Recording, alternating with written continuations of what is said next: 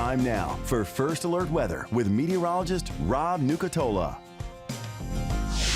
Lots going on. The radar so active since yesterday evening. Stayed that way overnight. You heard, I'm sure, some of the thunder out there.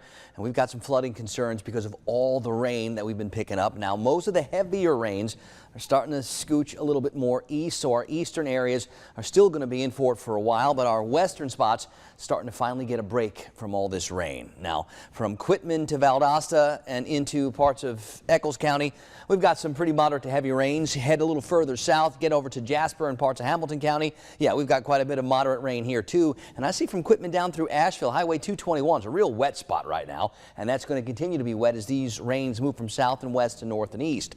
Can you see where we have these green polygons? Those are all the flash flood warnings. Some are going to expire at 6:30, some are going to expire at 7:30, some are going to expire at 8 o'clock.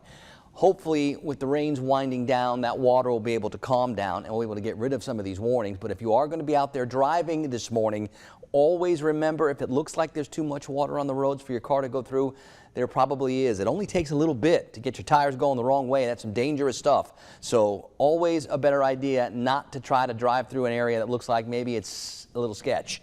Now, as far as a little further south goes, some of the biggest rains that I've been watching for the last couple of hours and some of the strongest winds that I've been seeing for the past several hours are up against the Franklin and Wakulla County coasts. And I still see quite a bit of activity there moving from south and west to north and east. And there's a lot of lightning in Wakulla County right now, too. So be careful out there for at least another couple hours. This is all moving from south and west to north and east, but it is moving so slowly. That became the real concern yesterday afternoon and last evening as we were watching this energy evolve.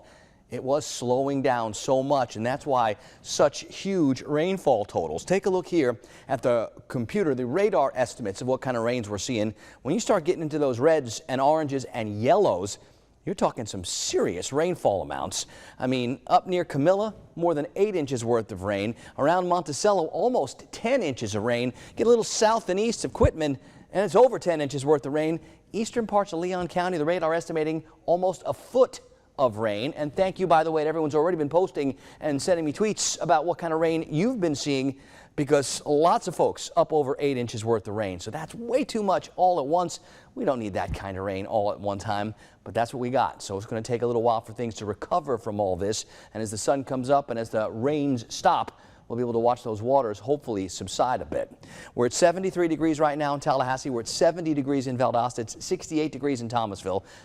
So the easy part of this forecast is it's not cold, and these temperatures aren't going to move a whole lot today. Maybe they'll climb up into the mid-70s or upper 70s in a few spots. The breezes that are incredibly noticeable, mostly from the south or even southeast, are going to turn more southwest and west and eventually northwest and stay pretty fresh. So I think that breeze is still going to be something that we deal with even tomorrow.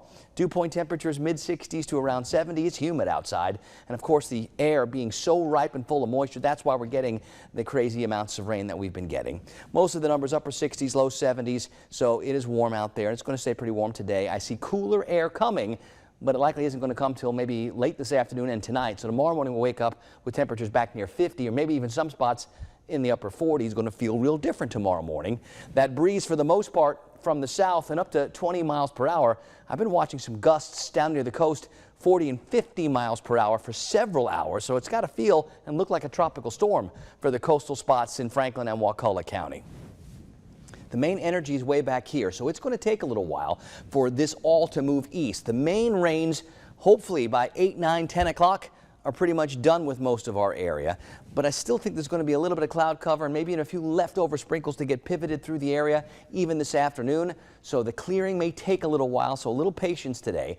Once those breezes turn northwest and freshen up, here comes that drier and cooler air, and that's what we're in for the next couple of days. Once we get past this, things look really, really nice for the weekend and beyond. As a matter of fact, they may start getting a little toasty next week. We're going to get to the middle of April, and things can start to get a little warm around here. On the Gulf today, south and southwest winds up to 40 knots.